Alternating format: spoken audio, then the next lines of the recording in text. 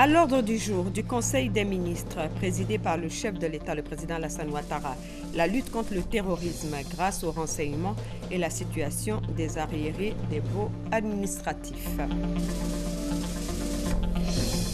La CIMAF double sa capacité de production annuelle de ciment qui passe de 500 000 tonnes à 1 million de tonnes, avec à la clé la création de 100 emplois supplémentaires.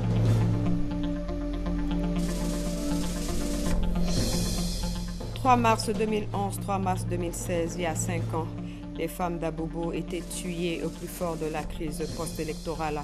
Retour sur ces événements douloureux dans cette édition.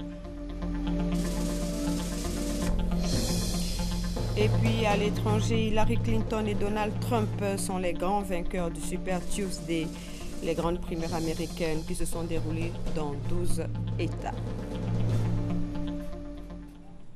Mesdames et messieurs, bonsoir, bienvenue dans votre journal. On commence avec le traditionnel Conseil des ministres tenu ce mercredi au palais présidentiel sous la présidence du chef de l'État. Plusieurs décisions ont été prises, notamment la création du Centre national de coordination du mécanisme réponse à l'alerte précoce, structure qui sera chargée de faire du renseignement dans le cadre de la lutte contre le terrorisme. Autre sujet examiné par le Conseil, la situation des arriérés de baux administratifs. Le compte-rendu est signé Viviane Aïma. Pour une lutte groupée contre le terrorisme au sein de l'espace CEDEAO. Une structure nationale pour le renseignement vient d'être créée par le Conseil des ministres réuni ce mercredi 2 mars au palais présidentiel sous la présidence du chef de l'État, le président Alassane Ouattara. Cette structure est dénommée Centre national de coordination du mécanisme réponse à l'alerte précoce. C'est un centre qui est mis en place pour permettre une meilleure collaboration, un meilleur échange d'informations entre les pays. Aujourd'hui, il faut savoir que les menaces auxquelles nos pays font face sont différentes des menaces qui existaient il y a 20 ans, il y a 30 ans. Et les menaces nouvelles imposent à nos pays de se parler, de coordonner leurs renseignements, de s'informer sur les menaces que l'un ou l'autre de ces pays-là peut avoir. Donc il s'agit ici de faire en sorte qu'il y ait un meilleur partage de cette information-là à travers une structure qui va se retrouver de façon identique dans chacun des 15 pays membres de la CEDEAO, avec un conseil statutaire présidé dans chacun de ces pays par le Premier ministre et ensuite une direction qui permettra là de collecter les informations, de gérer la relation avec les services de police, de gendarmerie, les forces de l'ordre de façon générale, et de façon à permettre aux autres pays de profiter de cette information qui existe. Par ailleurs, la situation des arriérés de baux administratifs est ressortie une nouvelle fois au cours du Conseil. Le cumul de ces arriérés depuis 1994 à ce jour s'élève à 8 milliards de francs, montant réel ou montant non justifié. Le Conseil des ministres a mis le dossier sur la table. Nous avons autorisé principalement les audits. Audits qui vont permettre de valider les dettes de l'État vis-à-vis des propriétaires. Mais l'étape suivante sera bien de commencer à traiter, j'allais dire d'une façon très claire, cette dette-là, donc de l'apurer. Il s'agit d'entamer donc le processus d'apurement de cette dette vis-à-vis de toutes les personnes qui seraient créancières de l'État de Côte d'Ivoire. Le gouvernement va prendre ses responsabilités face aux limites actuelles de l'offre bancaire en matière d'affaires. Le Conseil des ministres a adopté le projet de création par l'État d'une caisse de dépôt et consignation. C'est une caisse qui va être mise en place par l'État de Côte d'Ivoire, qui va être alimentée par l'État de Côte d'Ivoire avec des ressources souveraines de l'État et qui peut être également alimentée par des ressources adaptées, donc à long terme, de bailleurs de fonds internationaux. Et ces ressources vont être mises à la disposition donc, de l'ensemble des acteurs du marché financier de façon à pouvoir permettre, quand cela est nécessaire, de financer les investissements qui sont rendus nécessaires par notre processus de développement. Quand cela est nécessaire, c'est quand les banques ne peuvent pas par leurs ressources, accompagner ce type d'investissement. Donc, dans des pays comme la France, comme le Canada, comme le Maroc, ces caisses de dépôt et de consignation ont montré leur intérêt. L'idée, c'est de mettre en place une telle caisse en Côte d'Ivoire, alimentée par des ressources qui sont longues, de façon à suppléer les difficultés aujourd'hui que nous pouvons noter dans le financement de l'économie par le marché financier bancaire. Le Conseil a en outre décidé de la date du prochain Salon international des équipements et technologies de transformation de l'Anacarde, le CIETA. Après le succès de la première édition en 2014, la deuxième édition aura lieu les 17, 18 et 19 novembre 2016. Voilà, et le communiqué complet de ce Conseil des ministres vous sera proposé dans nos programmes après cette édition. Le président de l'Assemblée nationale est arrivé ce mercredi à Libreville, au Gabon, où il va prendre part à la 8e conférence des présidents d'Assemblée et de section de la région d'Afrique de l'Assemblée parlementaire de la francophonie, en abrégé APF. M. Guillaume Kibafori Soro, vice-président de l'Assemblée parlementaire de la francophonie, et ses collègues africains feront le bilan des activités politiques, économiques et sociales de la région Afrique de l'Assemblée parlementaire de la francophonie et envisageront les perspectives. Le sommet de Libreville examinera l'avant-projet d'ordre du jour de la 24e Assemblée régionale d'Afrique de l'APF qui se tiendra à Bamako, au Mali, et planchera sur les thèmes de ces assises, défis et espoirs de la COP21 pour l'Afrique, médias sociaux et développement démocratique en Afrique francophone. Le président de l'Assemblée nationale de Côte d'Ivoire et sa délégation regagneront Abidjan le 5 mars 2016. Et puis le chef du gouvernement, Daniel Kablan-Duncan, a inauguré hier à Yopougon la deuxième ligne de production de la cimenterie marocaine CIMAF, créée en 2013. Sa production passera de 500 000 tonnes de ciment à 1 million de tonnes. Et 100 emplois supplémentaires seront créés en plus des 200 emplois effectifs depuis sa mise en service. L'investissement est estimé à 16 milliards de nos francs. Reportage Ben Touré, commentaire Maïsako. La cimenterie marocaine CIMAF vient de lancer sa deuxième ligne de production.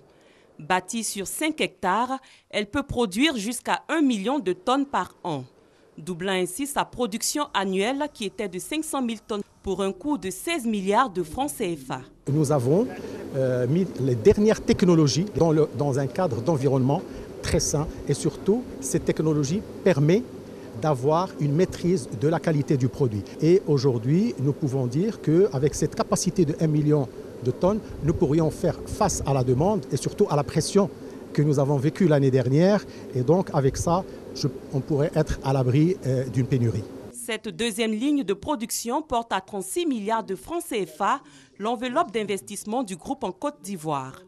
Preuve que la société est engagée dans la reconstruction du pays, a reconnu le ministre de l'Industrie et des Mines, Jean-Claude Brou. La transformation structurelle de la Côte d'Ivoire en cours actuellement nécessite un développement soutenu du secteur industriel.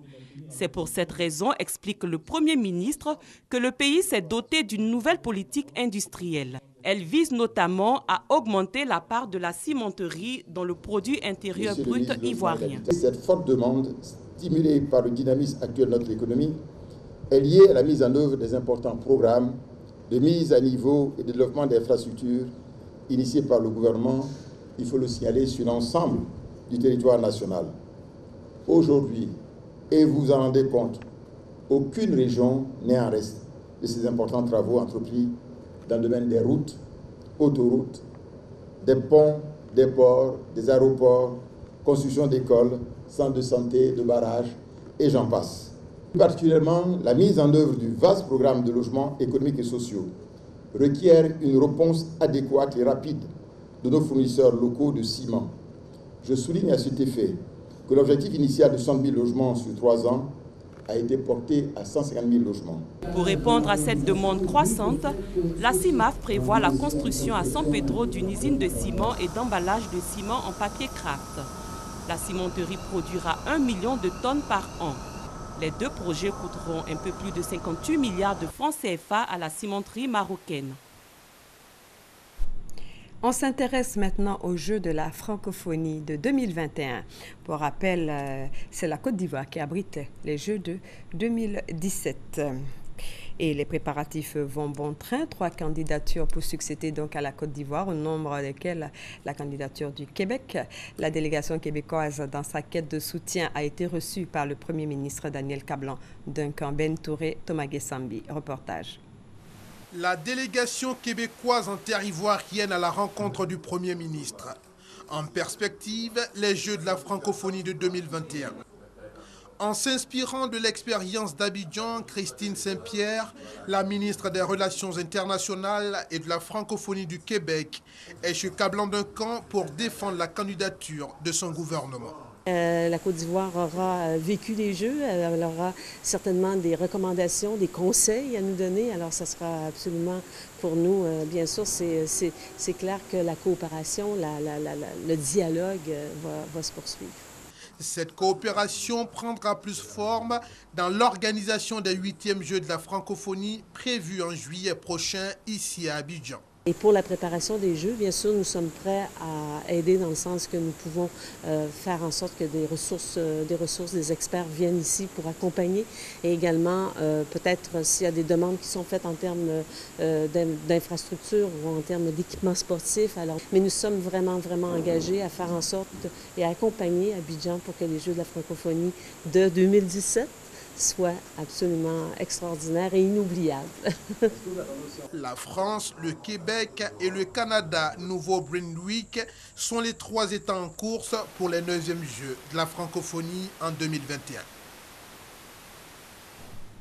La Côte d'Ivoire, premier pays francophone hôte de la conférence annuelle de la Société africaine de médecine légale.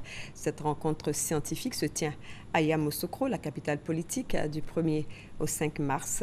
Hier mardi, la ministre de la Santé et de l'Hygiène publique, le Dr Raymond Goudou-Kofié, a procédé à l'ouverture de ses réflexions sur le thème « Résolution des conflits en Afrique, le rôle de la médecine légale ». Reportage Léon Brou. Comment la médecine légale peut-elle contribuer à résoudre les conflits en Afrique? 5 jours à 25 nationalités pour répondre à cette question depuis Yamoussoukro. Ce sera au terme de travaux en plénière et en atelier sur les mutations et le sens des conflits en Afrique, des conflits à la base de violations des droits humains que la médecine légale s'emploie à élucider selon ses praticiens. C'est la mort, on va utiliser la thanatologie, l'autopsie. Une personne qui dit « je viens d'être battue », on me dit ça vient d'être fait ou ça s'est fait il y a 2 jours, il y a 3 jours, il y a 4 jours. Avec leur expertise, leur science, ils arrivent à nous dire de quelle manière une personne, par exemple, a été blessée ou a été tuée, ou bien si la personne a été empoisonnée. Donc tout cela permet aux magistrats de prendre une décision bonne et crédible. Au cœur de la médecine légale se trouve donc le respect des droits fondamentaux de l'homme, toute chose auxquelles se veut attacher la Côte d'Ivoire, indique la ministre de la Santé pour dire le soutien du gouvernement à la 5e conférence annuelle, la première de la Société africaine de médecine légale dans l'espace francophone. Le thème de cette conférence est d'importance pour la Côte d'Ivoire. On parle de résolution de conflits, on parle également de cohésion sociale, mais on parle surtout de l'égalité. Et dans un état de droit, lorsque le doute persiste sur le décès de quelqu'un, tout de suite, on fait appel à la médecine légale. Donc la médecine légale permet d'apporter des solutions, n'est-ce pas, et puis d'éviter les conflits. La Société africaine de médecine légale est un réseau de médecins légistes d'Afrique pour le partage d'expériences et la promotion de cette science. Elle est créée en 2010. On reste au chapitre santé. La directrice régionale de l'Organisation mondiale de la santé pour l'Afrique félicite les autorités ivoiriennes pour leurs efforts dans le domaine de la santé. En visite pour la première fois en Côte d'Ivoire, depuis sa prise de fonction à la tête de l'organisation en 2014, Mme Machidiso Moeti a exprimé sa satisfaction au cours d'une conférence de presse. Les temps forts avec Konaté Moussa. Construction et réhabilitation de plusieurs structures de santé, augmentation des taux de couverture de vaccins, capacité à faire face aux épidémies. Autant de progrès enregistrés par le système de santé ivoirien. Cela grâce aux partenaires au développement, mais aussi et surtout à l'appui de l'Organisation mondiale de la santé.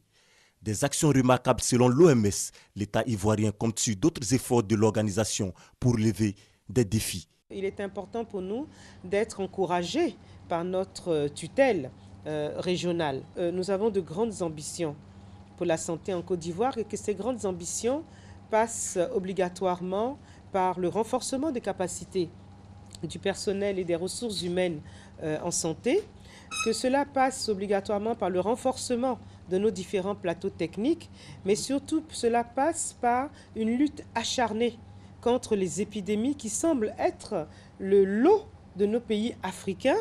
Pour sa première visite en Côte d'Ivoire, la directrice régionale de l'OMS pour l'Afrique réaffirme son soutien aux côtés des autorités ivoiriennes.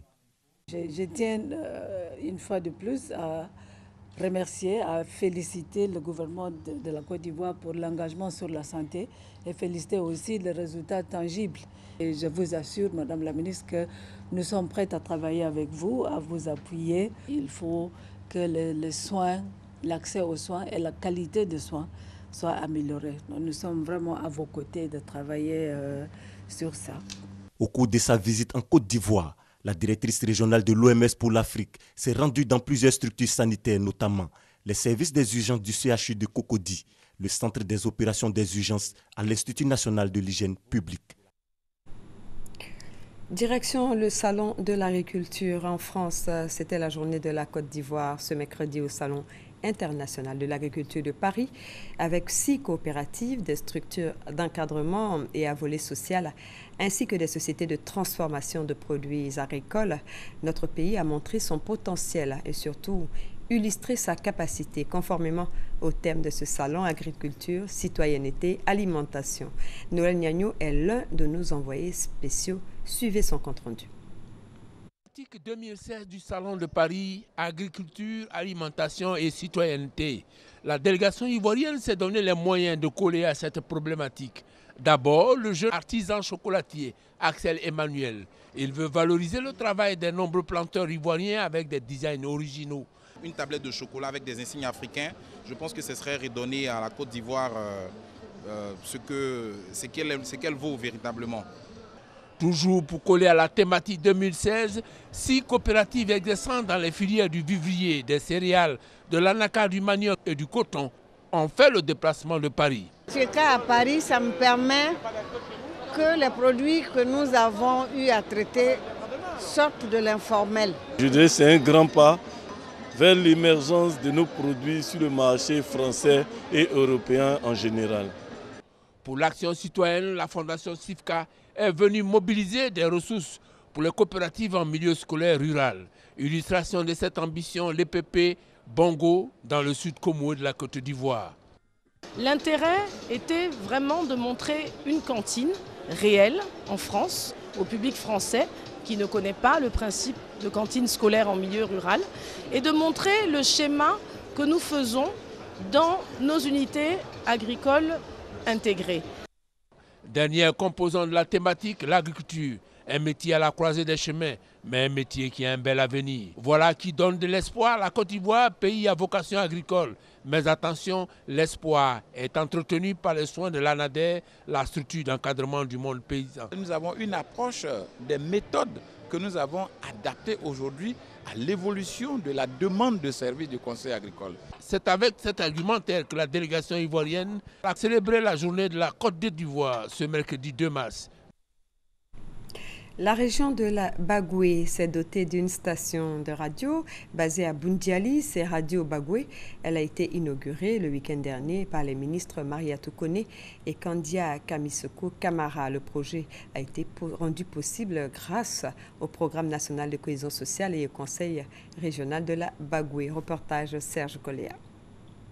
Cohésion sociale, rassemblement et développement, c'est la devise de Radio Bagoué. financé à hauteur d'environ 55 millions de francs CFA par le Programme national de cohésion sociale, le Conseil régional de la Bagoué et d'autres partenaires. Elle a été inaugurée par la ministre de la Solidarité, de la Cohésion sociale et de l'indemnisation des victimes, le professeur Mariatou Kone, et le ministre de l'Éducation nationale, Kandia Kamara. La radio de la Bagoué, c'est un outil qui pour nous devrait permettre de réconcilier s'il y avait quelque chose, mais surtout c'est un outil pour nous de prévention des conflits dans la région. Nous avons un rôle d'éducation et à travers cette radio, nous allons mener ce travail. Basée à Bundiali, Radio Bagoué va irradier la région de la Bagoué dans un rayon de 150 km. Pour le directeur général Issa Sangaré Yeresso, Radio Bagoué va porter les messages de cohésion sociale, d'entente, de rassemblement, de paix et de solidarité. Il a remercié le professeur Mariatou Kone et le président du conseil régional de la Bagoué pour les efforts déployés en vue de la réalisation de ce projet.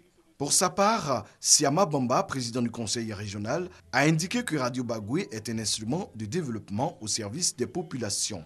La visite des locaux a permis aux invités de se faire une idée de l'équipement mis à la disposition des agents de Radio Bagoué.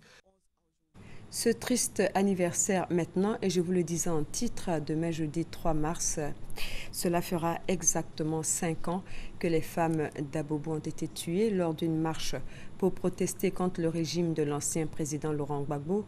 Devoir de mémoire, nos reporters sont allés à la rencontre des victimes de cette date qui marque douloureusement les esprits. Alexis Ouedraogo. Abobo, 3 mars 2011. Plusieurs centaines de femmes sont réunies pour une marche pacifique. Elles sont sorties pour protester contre le régime du président sortant Laurent Gbagbo et crier la victoire du candidat Alassane Ouattara à l'issue de la présidentielle 2010. Des coups de feu sont tirés sur la foule. 7 femmes sont abattues. À terre, de nombreux blessés. 5 ans plus tard, nous sommes allés pousser les portes de ces femmes. Nous avons marché dans les pas de leur histoire.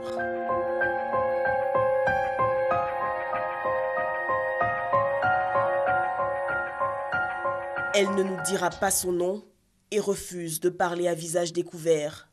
Les souvenirs du drame, elle veut les effacer. Ce 3 mars 2011, elle a perdu sa sœur jumelle. Le passé, c'est le passé, je ne veux plus en parler. Plus loin, dans une cour du quartier Sinécoul, réaction identique. L'on veut tourner la page, mais les souvenirs restent vivaces. On est parti beaucoup. Arrivé vers Mobile, on a entendu qu'il y avait un chat qui venait. Donc nous on pensait que c'était pour venir nous aider à la marche quoi. Bon, c'était pas ça. En même temps, on a vu les tirs venir partout. On a vu les femmes tomber. Il y a un de notre sœurs même qui était dedans. Obi l'a touché, elle était découpée partout. Dans la famille de la jeune Bamba, dont les images ont fait le tour du monde, cette année encore des cérémonies religieuses se tiendront pour le repos de son âme. Mais les regards sont tournés vers la haie. Nous, les 7 parents, on s'est mis ensemble. Chaque année, on va chez quelqu'un. Bon, cette année, ils sont organisés pour moi-même. Donc, cette année, c'est chez moi ici. Ça va aller. La finira le 3 mars. De l'amertume, pourtant, a jailli l'espérance. Aujourd'hui, 5 ans après, la vie a muselé les jours de deuil. Pardonner et tourner la page. La mort de ma soeur, ça m'a fait très très mal. J'étais ma seule soeur. Mais j'ai pardonné à cause de mon bébé. Mon deuxième bébé, j'ai pardonné. J'ai fait ma vie avec ça. Plus le temps dure, les gens essayent d'oublier, pardonner. Bon, on passe à autre chose quoi. Parce que toujours revenir sur le même chose, ça ne va pas arranger. Il est temps qu'on pardonne et puis passer. Se donner la main, c'est la meilleure des choses. Alors que nous rebroussons chemin dans les rues d'Abobo, autrefois surnommé Bagdad, le quartier des plus violents affrontements de la crise post-électorale, nous regardons sur les murs des impacts de balles refermés. Voilà, suspendu il y a quelques semaines, le procès de l'ex-président ivoirien Laurent Gbagbo et de Charles Blé Goudé devraient reprendre demain, jeudi 3 mars. Ces deux personnalités sont accusées de crimes de guerre dans la crise post-électorale qui a fait plus de 3000 morts. Laurent Gbagbo et Charles Blé Goudé avaient plaidé non coupables à l'ouverture du procès. La réunion préparatoire des travaux du directoire du RHDP s'est tenue à la maison du PDCI à Cocody en présence bien entendu du président du directoire et des secrétaires généraux des partis membres. Au cours de cette rencontre, Amadou Soumaoro a évoqué le mois de septembre comme date butoir de création du RHDP et réaffirmé que le parti unifié sera conforme aux aspirations des présidents des partis membres du RHDP. Explication Hamza Diaby. D'ici à septembre 2016, le parti unifié RHDP doit être effectif. C'est la mission assignée au directoire du désormais groupement politique. Pour atteindre l'objectif visé, il y a des étapes à franchir, d'où cette réunion du présidium du directoire, regroupant les secrétaires généraux des partis membres et leurs proches collaborateurs pour proposer la voie à suivre. Nous avons décliné cette feuille de route sur un organigramme. Cet organigramme qui est conçu comme un organigramme commando doit nous permettre d'atteindre les objectifs qui nous sont fixés puisque le délai que nous avons c'est septembre 2016. Nous avons aussi convenu, nous nous sommes mis d'accord sur un programme de travail et lequel programme de travail nous permettra de rassurer les uns et les autres. La volonté des présidents, selon Amadou Soumaoro, c'est d'aller à un parti unifié en tenant compte des inquiétudes, des soucis et des préoccupations des militants des différents partis composant le RHDP.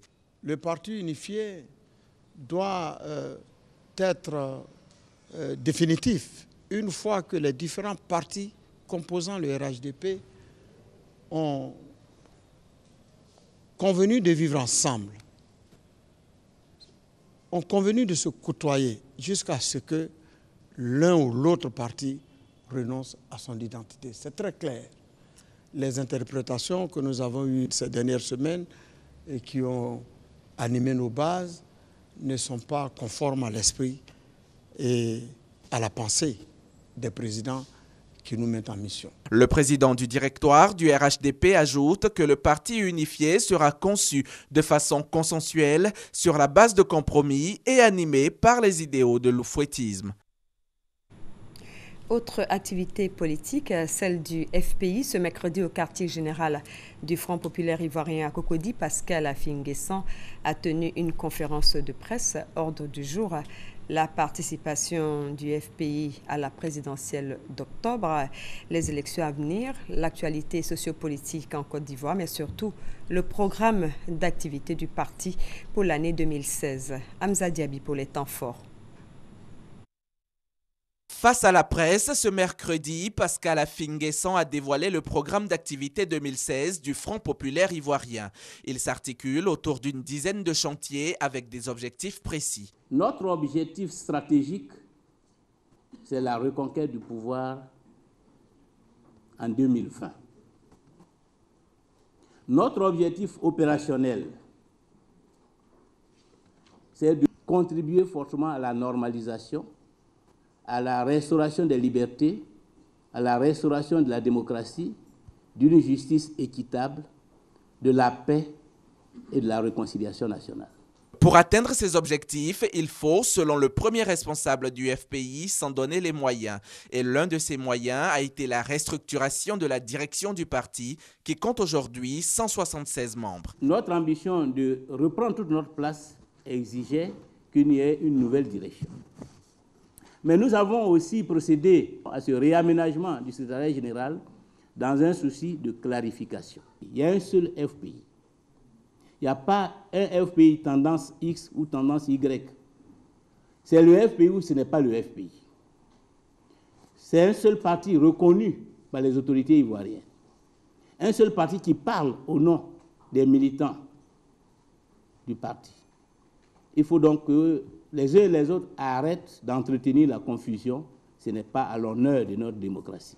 Pascal Affinguessan ajoute que son parti prendra part aux élections législatives et à toutes les autres échéances électorales à venir. Il précise que son parti est même déjà à pied d'œuvre pour le choix des candidats. À l'étranger, au Bénin, la campagne pour la présidentielle bat son plein. 33 candidats sont en lice. Ils parcourent le pays à la pêche aux voix.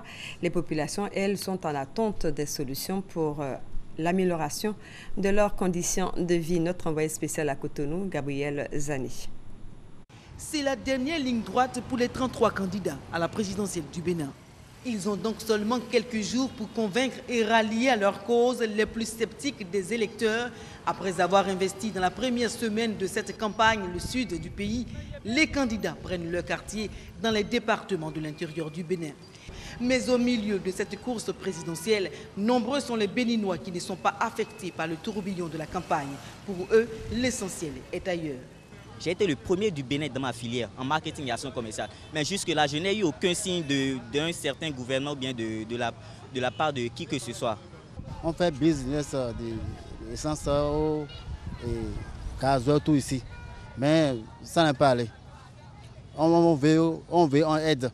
Le taux de chômage au Bénin oscille entre 3 et 4% et touche la plupart des jeunes. C'est en cela que le sujet est au cœur de la campagne présidentielle, mais aussi la question de la femme. Les femmes béninoises ont beaucoup de difficultés. Les maris laissent les enfants à nos charges.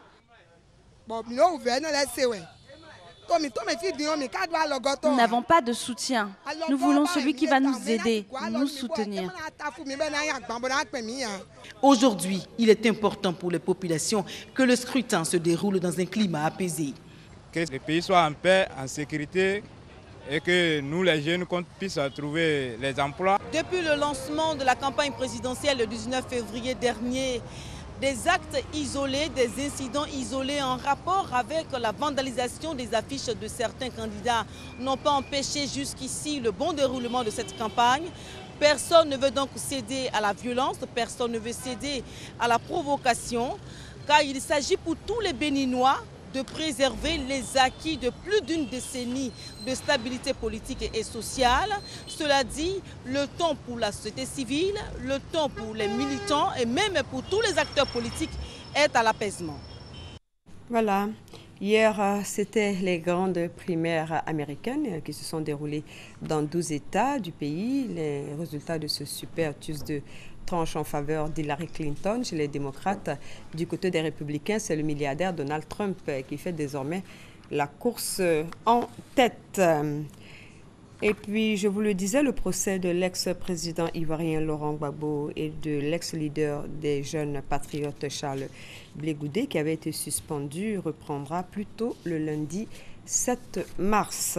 Et cette dernière information concernant l'ouverture de la session extraordinaire 2016 de délivrance de la carte professionnelle des journalistes et des professionnels de la communication. Les demandes d'attribution ou de renouvellement sont reçues du lundi 7 au vendredi 21 mars 2016 au secrétariat permanent de la dite commission 6 au ministère de la Communication, cité administrative Tour C, 17e étage, porte 28.